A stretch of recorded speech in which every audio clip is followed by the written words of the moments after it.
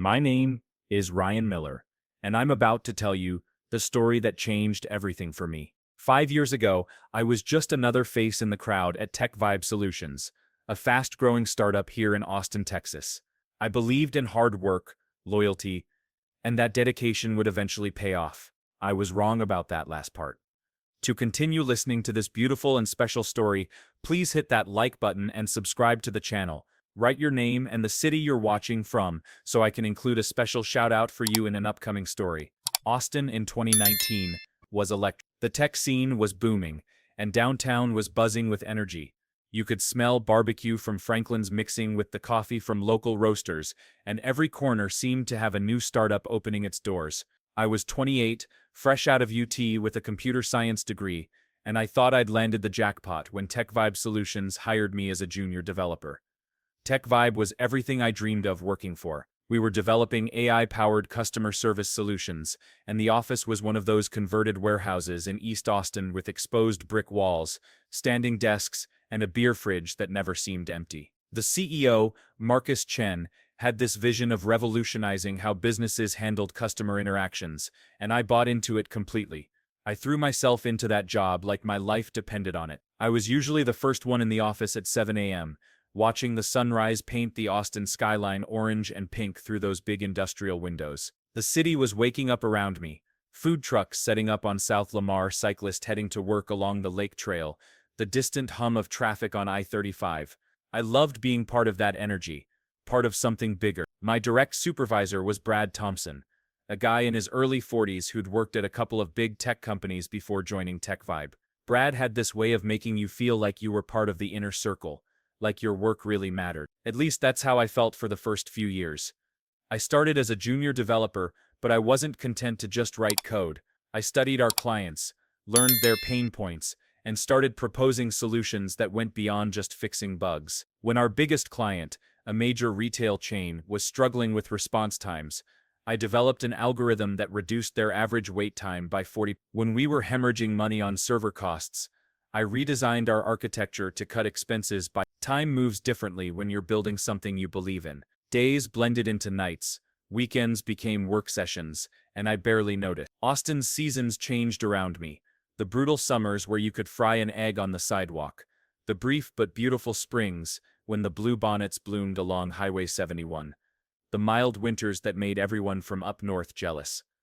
By year 2, I was leading major projects. By year 3, I was training new hires. By year 4, I was essentially doing the work of a senior developer and team lead. But my title still said Software Developer 2, and my salary hadn't moved much from where I started. I didn't mind at first. The work was fulfilling, and I genuinely loved what we were building. Our customer satisfaction scores were through the roof. We were landing bigger clients every quarter, and there was talk of a Series B funding round that would set us up for rapid expansion. I remember one particular night in March 2023, working until 2 a.m. to fix a critical bug before a major client demo. I was alone in the office, surrounded by empty takeout containers from Torchy's Tacos and the glow of multiple monitors. Outside, downtown Austin was quiet, except for the occasional car heading home from 6th Street. I felt proud, tired, but proud. This was my contribution to something meaningful. The demo went perfectly. The client signed a contract worth $2.3 million. Marcus sent out a company-wide email praising the team, and Brad made sure to mention my valuable contribution in the all-hands meeting. But when bonus time came around, I got the same $2,000 that everyone else received, regardless of their actual contribution to the work. That's when I started paying closer attention to the details that mattered. Austin's tech salary market was hot in 20. Companies were competing fiercely for talent, and I started hearing numbers that made me uncomfortable. Sarah Martinez, who I'd trained when she joined 6 months after me, had just landed a senior developer role at a competing startup for $40,000 more than what I was making. Jake Rodriguez, who I'd mentored through his first major project, got recruited by Google for a position that nearly doubled his TechVibe salary.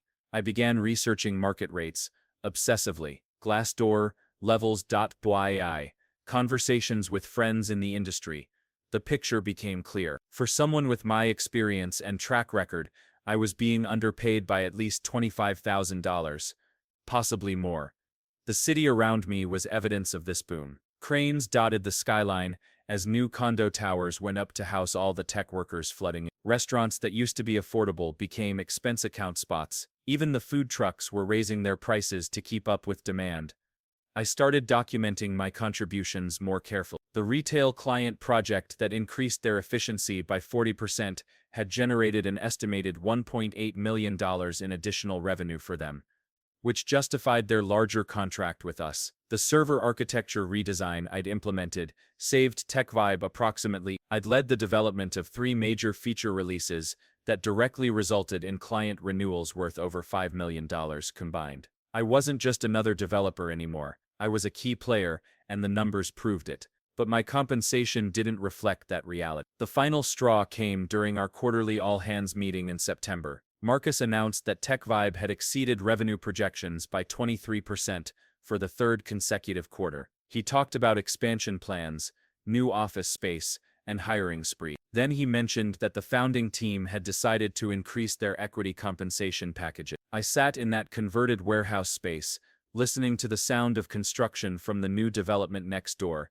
and realized that everyone was getting richer except the people actually building the product. I spent 2 weeks preparing for the conversation. I created a comprehensive document outlining my contributions, complete with metrics, client feedback, and market salary data. I practiced my pitch until I could deliver it confidently and professionally. I scheduled a meeting with Brad for a Friday afternoon in early October, when the Austin heat was finally starting to break, and you could feel fall in the air. Brad's office was typical startup chic, a standing desk, a couple of plants that looked like they'd seen better days, and motivational posters that talked about crushing it and disrupting industry. Through his window, I could see Lady Bird Lake and the pedestrian bridge, where people gathered every evening to watch the bats emerge from under the Congress Avenue Bridge.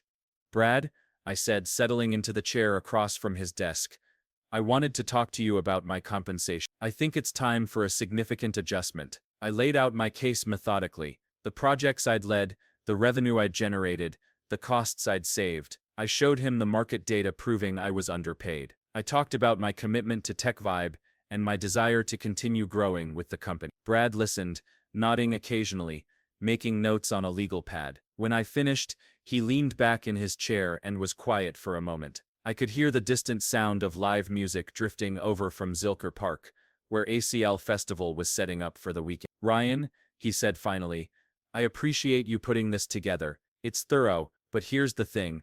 We're still a startup. We need to be careful about setting precedents with compensation increases. Plus, you're already being compensated fairly for your level." I felt my stomach tight. "Brad, the market data clearly shows. Market data doesn't tell the whole story," he interrupted. "You have to consider the total package here, the equity, the culture, the growth opportunity. Some things can't be measured in dollars." I took a deep breath. This wasn't going the way I'd hoped, but I'd prepared for pushback. I understand the value of equity and culture, but my base salary is significantly below market rate for someone with my experience and contribution. I'm asking for a raise to $95,000, which would put me in line with industry standards. That's when it happened. Brad threw back his head and laughed. Not a polite chuckle or a nervous giggle, a full, hearty laugh that seemed to fill the entire office. He laughed like I'd just told him the funniest joke he'd heard all year. "95,000? He said, still chuckling. "Ryan, buddy, I think you're getting a little ahead of yourself here. You're a solid developer, don't get me wrong, but 95, that's senior level money. Maybe in a few years, if you keep developing your skills and taking on more responsibility." I sat there frozen. The sound of his laughter seemed to echo in my ears, mixing with the ambient noise of Austin traffic and construction outside. Something cold and sharp settled in my chest. "I see," I said quietly. "Look," Brad continued, his tone becoming more condescending. "I know it's tempting to look at what other companies are paying and think the grass is greener, but you've got a good thing here. TechVibe is going places, and if you're patient and keep working hard, you'll be rewarded. Trust me on this." I nodded and gathered my papers. "I appreciate your time, Brad. I'll think about what you've said." Walking back to my desk, I felt like I was moving through water. The office buzzed around me. Developers coding, account managers on calls, the ping-pong table getting its usual afternoon workout. Everything looked the same, but something fundamental had shifted. That weekend, I couldn't stop thinking about Brad's laugh. I walked around Austin, trying to process what had happened. I ended up at Zilker Park, watching families enjoy the perfect October weather, food trucks serving up everything from Korean barbecue to artisanal ice cream. The city felt different somehow, like I was seeing it through new eyes. I called my dad in Houston that Sunday evening. He'd worked for the same oil company for 30 years, climbing slowly but steadily through the ranks. "Dad," I said, "what would you do if your boss laughed at you for asking for a raise?" There was a long pause. "Son," he said finally, "there's two kinds of laughter in this world. There's the kind that says, 'That's funny,' and there's the kind that says, 'You're funny.' Sounds like you got the second kind. So what do I do?" Well, you could keep asking and hope things change, or you could prove him wrong. That night, I sat on my apartment balcony overlooking South Austin, drinking a Shiner Bock and watching the city lights stretch out toward the hills. The air smelled like barbecue smoke and night-blooming jasmine.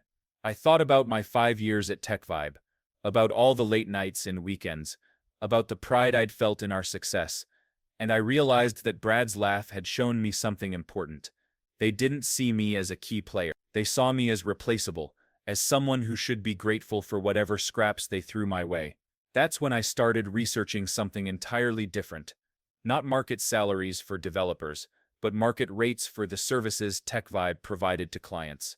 What I found was illuminating. Monday morning came with that crisp October energy that makes Austin feel like the best place on earth. I arrived at the office early, as usual, but with a completely different mindset. Instead of diving into my assigned tasks, I spent the day observing. I watched how our team functioned, who really made the critical decisions, where the expertise actually lived. I paid attention to client interactions, to the problems we solved, to the gaps in our service delivery. Most importantly, I started understanding the business model from a different angle. TechVibe charged clients between $150 and $300 per hour for custom development work, depending on complexity. For our managed services, we charged monthly retainers ranging from $50, yet the total salary cost for our entire development team was less than what we charged our top 3 clients combined. The math was simple and brutal. We were incredibly profitable because we were paying talented people far below their market value. That week, I started having casual conversations with my colleagues. Sarah Kim, our lead front-end developer, was frustrated because she'd been promised a promotion to senior developer 6 months ago, but HR kept pushing it back due to budget constraints. Mike Chen, no relation to Marcus, had been lobbying for a team lead position for over a year, but Brad kept saying he needed to demonstrate more leadership qualities. First, everyone had a story. Everyone was being held back in some way, despite the company's obvious success. I began to formulate a plan, not out of revenge, though I'd be lying if I said Brad's laugh wasn't motivation, but out of a growing realization that there was a better way to do business, a way that actually valued the people who created the value. Over the following weeks, I researched everything I could about starting a technology services company. I studied our competitors, analyzed our clients' needs, and most importantly, I began to understand that the real competitive advantage in our industry wasn't proprietary technology. It was talented people who understood both the technical and business sides of client problems. November in Austin is perfect for thinking. The heat has broken, the tourists have gone home, and the city settles into its natural rhythm. I used this time to quietly prepare for the biggest professional risk I'd ever taken. I registered an LLC called Velocity Solutions and opened a business bank account. I spent evenings and weekends building a website, creating service offerings, and developing a business plan. I wasn't trying to copy TechVibe.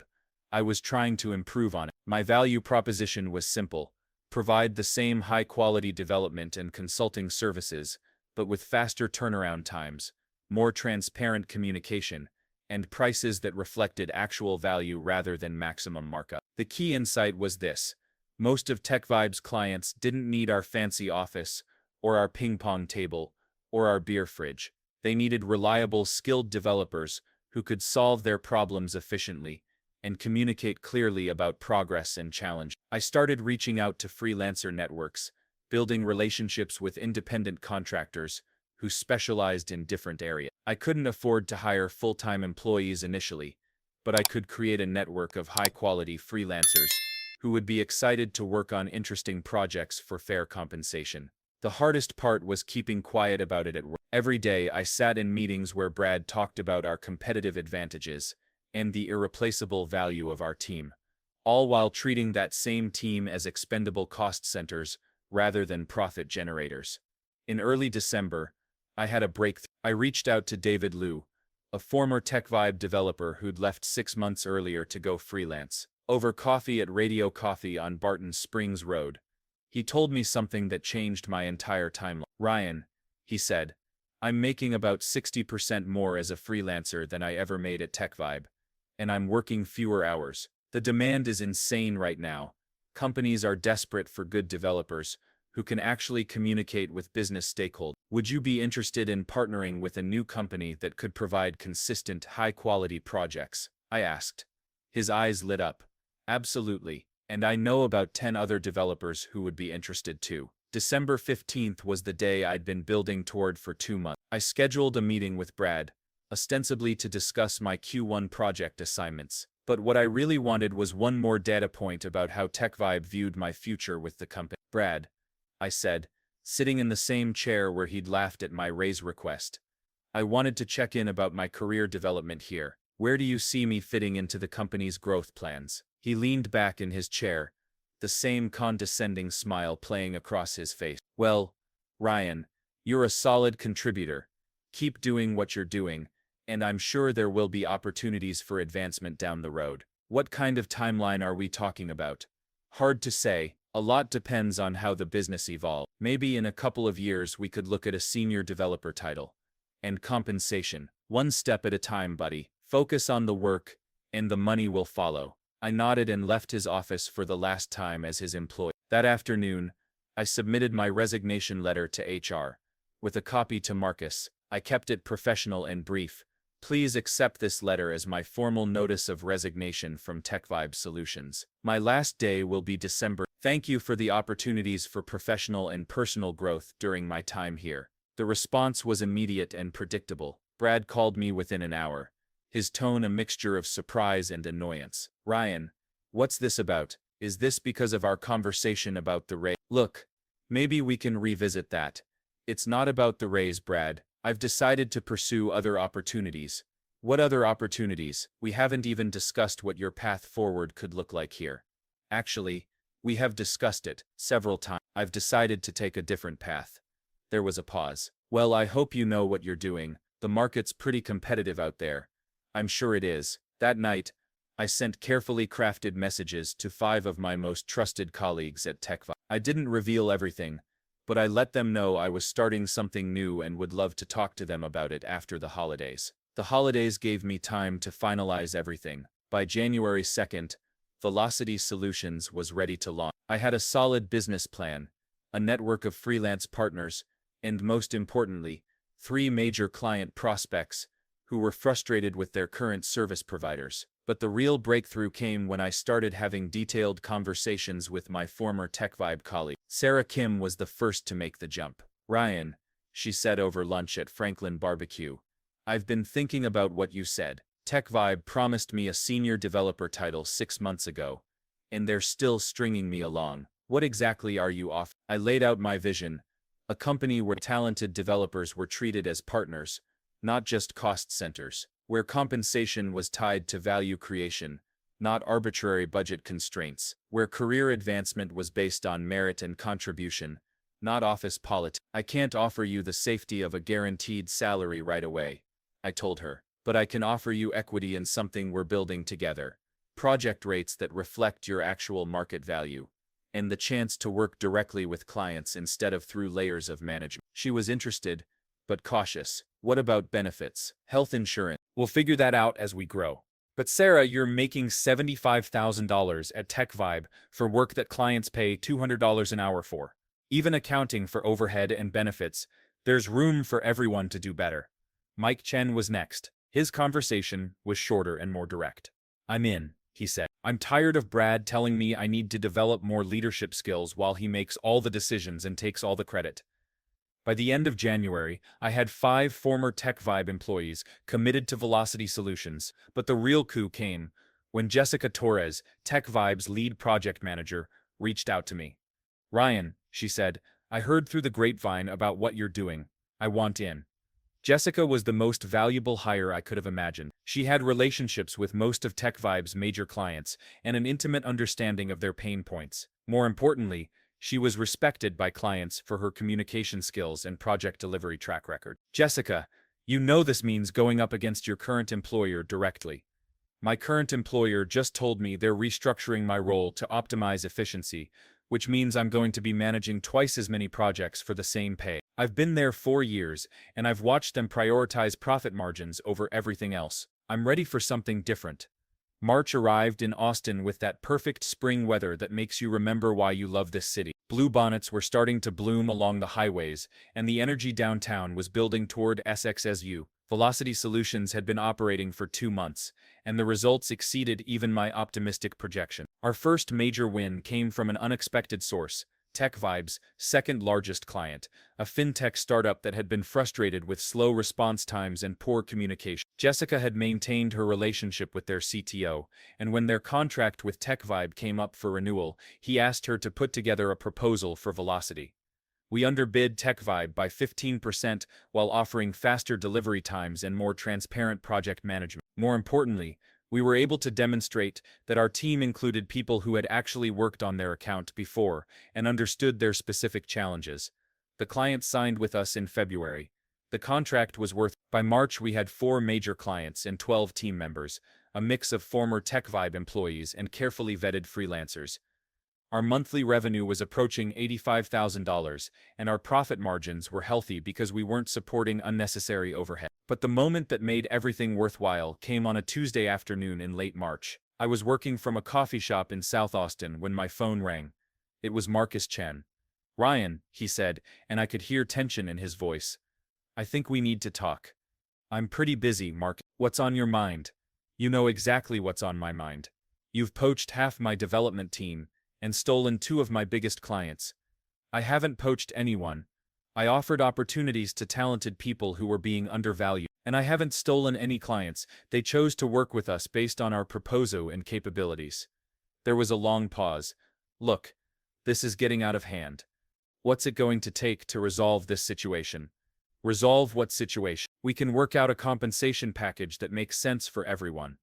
I almost laughed, but I caught myself. "Marcus, that's an interesting offer, but we're not looking to be acquired right now. This isn't sustainable, Ryan. You can't build a real business by just undercutting your former employer." "You're right that undercutting isn't a sustainable strategy. But that's not what we're doing.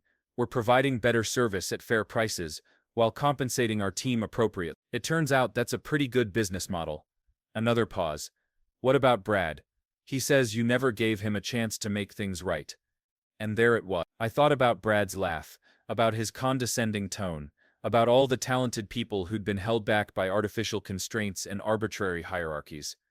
"Tell Brad I said thank you," I replied. His response to my raise request was exactly the motivation I needed. 3 months later, in June, TechVibe laid off 30% of their staff due to market conditions and client losses.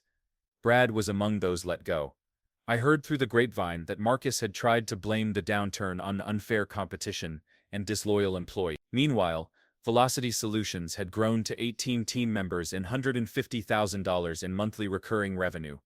More importantly, we'd proven that you could build a successful business by actually valuing the people who create the value. Sarah Kim got her senior developer title and equity that was actually worth something.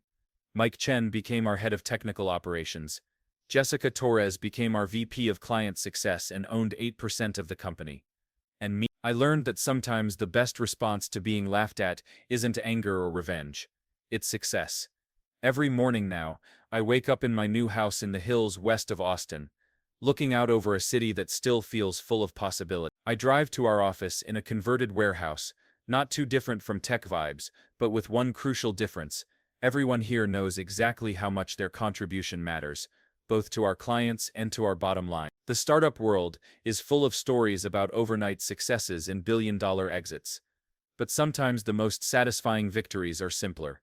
Proving that treating people with respect and compensating them fairly isn't just the right thing to do, it's also the smart thing to do. Brad's laugh taught me that some people will never see your value. The key is making sure you do.